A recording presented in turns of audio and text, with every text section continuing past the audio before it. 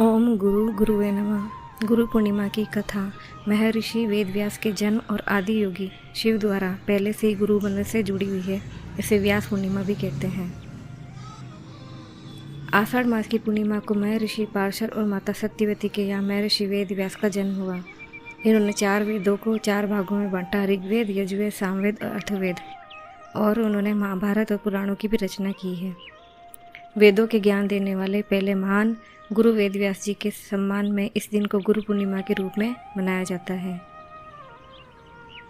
अब कथा है एकलव्य और गुरु द्रोणाचार्य की कथा। महाभारत काल में एकलव्य नाम का एक भील बालक था। वह धनुर्विद्या सीखने की इच्छा से गुरु द्रोणाचार्य के पास गया। गुरु द्रोणाचार्य ने राजकुमारों यानी कौरव और पांडवों की शिक्षा देने के अपने वचन के कारण एकलव्य को शिक्षा स्वीकार करने से मना कर दिया। निराश होने के बजाय एकलव्य वन में लौट आया। उसने मिट्टी से गुरु द्रोणाचार्य की प्रतिमा बनाई। वह उस प्रतिमा को ही अपना गुरु मानकर उसके सामने रोज धनुर्विद्या का कड़ा अभ्यास करने लगा। गुरु और निरंतर अभ्यास के बल पर एक अत्यंत कुशल धनुर्धर का बन गया। एक दिन कौरव और पांडव राजकुमार वन में शिकार के लिए आए। उसके साथ एक कुत्ता भी था। कुत्ता एकलव्य को देखकर भौंकने लगा। एकलव्य ने बिना उसे चोट पहुंचाए उसके मुंह के तीरों से इस तरह बंद कर दिया कि उसका भौंकना ही बंद हो गया। अब अर्जुन ने ये देखा तो वह दंग रह गया। अर्जुन को लगा कि इस संसार में उनसे बड़ा कोई धनुर्धर नहीं है। जब गुरु द्रोणाचार्य को पता चला तो वे उस वन में पहुंचे। उन्होंने एकलव्य से पूछा कि उसका गुरु कौन है।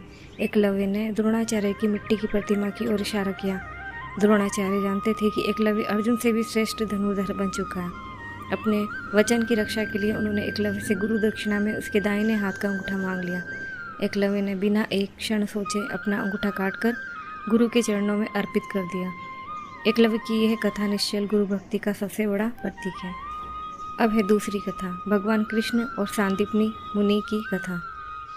भगवान श्री कृष्ण और उनके मित्र सुदामा उज्जैन में स्थित सांदीपनी मुनि के आश्रम में रहकर शिक्षा प्राप्त की थी।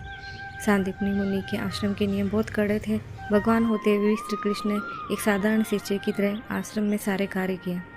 वह रोज वन में सूखी लकड़ियाँ चुनकर लाते थे और गुरु माता की सेवा करते थे। जब श्री कृष्ण और बलराम की शिक्षा पूरी हुई तो उन्होंने सांदीपनी मुनि से गुरु दक्षिणा मांगने का आग्रह किया। सांदीपनी मुनि जानते थे कि कृष्ण साक्षात भगवान है।